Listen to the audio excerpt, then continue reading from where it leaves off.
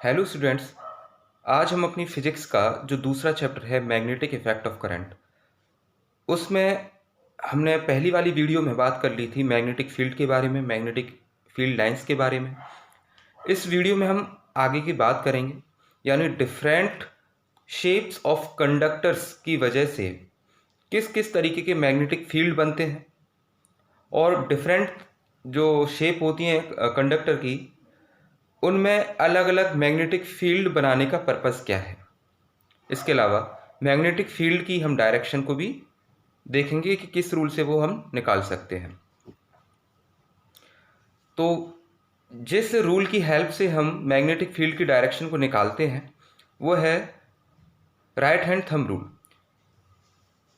तो इस रूल के अकॉर्डिंग क्या है, जैसे आप फिगर में देख सकते हैं, अगर एक करंट कैरिंग कंडक्टर है, यहाँ पर जो करंट की डायरेक्शन है वो अपवार्ड है। हमें क्या करना है, सिंपली अपना राइट हैंड लेना है और राइट हैंड का जो थंब है उसकी डायरेक्शन हमें किस डायरेक्शन में लेनी है, जिस डायरेक्शन में करंट है। और जिस तरीके से हमारी जो फिंगर्स होंगी वो कर्ल होंगी, उसी डायरेक्शन में मैग्नेटिक फील्ड लाइंस वो जनरेट होंगी। तो बहुत ही सिंपल सा रूल है। तो स्टेटमेंट हमें ध्यान में रखना है, इसका कई बार एग्जाम में भी आता है कि if the thumb of right hand points along the direction of current, then the remaining curled fingers of the same hand gives the direction of the magnetic field due to the current। अब जैसे हम straight current carrying conductor की बात करें, straight current carrying conductor में जो magnetic field बनेगा वो कैसे बनेगा, रूल हमें अगेन वही यूज करना है to find the direction of magnetic field, that is right hand thumb rule. इस फिगर में जो करंट की डायरेक्शन दी है वो डाउनवर्ड दे रखी है, तो हमें अपना जो थंब है वो नीचे की तरफ लगाना है और अपनी उंगलियों को मोड़ना है। उंगलियां जिस डायरेक्शन में मुड़ेंगी उसी डायरेक्शन में मैग्नेटिक फील्ड मेरा बनेगा in the form of concentric circles. तो कई सारे कंसेंट्रिक सर्कल्स हैं। अगर एग्जाम में फिगर बनाने के लिए आए तो हमें बनाना है फिगर ये वाला।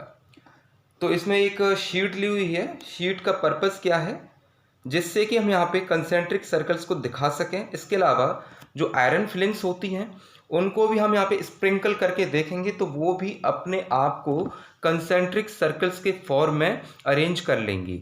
और जो हमें बात ध्यान में रखनी है वो क्या है कि एक तो कंपास हमने यहाँ पे रखी हुई है। कंपास का जो यूज़ है हमें मालूम है, to detect the magnetic field. और वायर के पास जितने भी कंसेंट्रिक सर्कल्स होंगे उनके बीच में गैप उतना ही कम होगा। कम होने की वजह से क्या होगा, जिस जगह पे कंसेंट्रिक सर्कल्स पास पास हैं उस जगह मैग्नेटिक फील्ड स्ट्रांग बनेगा। ये दूसरी शेप है। इससे पहले जो मैग्नेटिक फील्ड बना था वो हमने सिर्फ एक पॉइंट का निकाला था, जैसे कंडक्टर का ये वाला पॉइंट हमने लिया, लेकिन इसी तरीके से कई सारे पॉइंट्स और होंगे पूरे थ्रू आउट द लेंथ। तो जो मैग्नेटिक फील्ड होगा वो बिखरा हुआ होगा, और जब बिखरा हुआ होगा तो इसकी स्ट्रेंथ कम रहेगी। तो उस स्ट्रेंथ को और बढ़ाने के लिए हम क्या करते हैं, उस कंडक्टर को सर्कुलर फॉर्म में कन्वर्ट कर देते हैं। अब क्या हुआ, यहाँ पे भी अगेन हमने शीट ली हुई है। करंट की डायरेक्शन लेफ्ट से राइट की तरफ जा रही है। यहाँ पर देखें तो करंट की डायरेक्शन अपवार्ड है। अगेन हम राइट हैंड थंब रूल जब हम यूज़ करेंगे तो कंसेंट्रिक सर्कल्स की डायरेक्शन कुछ इसी तरीके से बनेगी। फिर हमने दूसरा पॉइंट कंसीडर यहाँ पे किया, यहाँ पर करंट की डायरेक्शन जो है वो डाउनवर्ड है। जैसे यहाँ पे हम थंब को डाउनवर्ड पॉइंट आउट करेंगे तो हमारी जो कर्लिंग फिंगर्स होंगी उसकी वजह से जो मैग्नेटिक फील्ड का जो डायरेक्शन मिलेगी वो कुछ इस तरीके से मिलेगी। ये हमने सिर्फ 2 पॉइंट्स की बात करी है, लेकिन ओवरऑल सारे पॉइंट्स के मैग्नेटिक फील्ड को देखा जाए तो सबका मैग्नेटिक फील्ड वो इनवर्ड होके जा रहा है, कहीं ना कहीं अंदर होके वो जा रहा है। इस तरीके से जो मैग्नेटिक फील्ड की जो स्ट्रेंथ होगी वो बढ़ जाएगी इनसाइड द लूप। अब यहाँ पर हम बात करें कि जो मैग्नेटिक फील्ड होगा, जैसे पिछली वाली वीडियो में जो हमने बात की थी कि inside the magnetic field lines goes from south to north. यहाँ पर क्या हो रहा है, ये मैग्नेटिक फील्ड लाइंस हमारी तरफ से इनवर्ड जा रही हैं, inward the screen. That means हमारी तरफ कौन सा पोल बनना चाहिए, साउथ पोल, और इनवर्ड कौन सा पोल बनेगा, नॉर्थ पोल। एक तो ये तरीका है पोल्स को फाइंड आउट करने का, दूसरा तरीका है ये, यहाँ पे ये एन दिखाई दे रहा है और एन के साथ साथ जो हमें एरो की डायरेक्शन दिखाई पड़ रही है वो एंटी क्लॉकवाइज है, यानी कि करंट अगर हमको एंटी क्लॉकवाइज नज़र आता है तो उस तरफ नॉर्थ पोल बनेगा, और करंट अगर क्लॉकवाइज नज़र आता है तो वहाँ पे साउथ पोल बनेगा, जैसे कि यहाँ पे हो रहा है। करंट कैसे जा रहा है? क्लॉकवाइज, तो हमारी तरफ कौन सा पोल बनेगा? South pole. इस तरीके से वो बात थी जो हमने की थी अभी सर्कुलर लूप के बारे में। यहाँ पे हमने कई सारे टर्न्स बनाए हुए हैं सर्कुलर लूप के। तो इस तरीके से आयरन फ्लिंग्स अपने आप को अरेंज कर लेती हैं कंसेंट्रिक सर्कल्स के रूप में। आप इस एक्टिविटी को भले ही आप करके देख सकते हैं with the help of battery और कॉपर वायर या एल्यूमिनियम वायर आप यूज़ करके वाउंड करके इस तरीके से आप उसको कर सकते हैं। अब ये बात हुई कि चलो ठीक है, स्ट्रेट करंट कैरिंग कंडक्टर से ज़्यादा जो मैग्नेटिक फील्ड बना वो सर्कुलर लूप में बना, और कई सारे अगर सर्कुलर लूप होंगे तो मैग्नेटिक फील्ड और स्ट्रांग हो जाएगा। तो इस तरीके के अरेंजमेंट को हम, स्प्रिंग जैसे अरेंजमेंट को हम सोलेनॉइड बोल देते हैं। तो सोलेनॉइड क्या है? It is a coil of closely wound insulated copper wire. Insulated copper wire का मतलब ये है कि उसका करंट कहीं लीक ना हो। कोटिंग जो चढ़ी रहती है उसके ऊपर, रबर की कोटिंग जो होती है वायर के ऊपर, उसको हम इंसुलेशन बोलते हैं। अगर इंसुलेशन नहीं है तो इस तरीके से आप गैप भी बना सकते हो जैसे फिगर में दे रखा है। It is a coil of closely wound insulated copper wire in the shape of helix. Helix का मतलब है स्प्रिंग, स्प्रिंग वाली शेप को हम हेलिक्स बोलते हैं। कंडीशन क्या है कि इसका जो डायमीटर है, डायमीटर मतलब ये क्रॉस सेक्शन एरिया इसका, उसका डायमीटर लेंथ से कम होना चाहिए, तभी इसी कंडीशन को हम सोलेनॉइड बोलते हैं।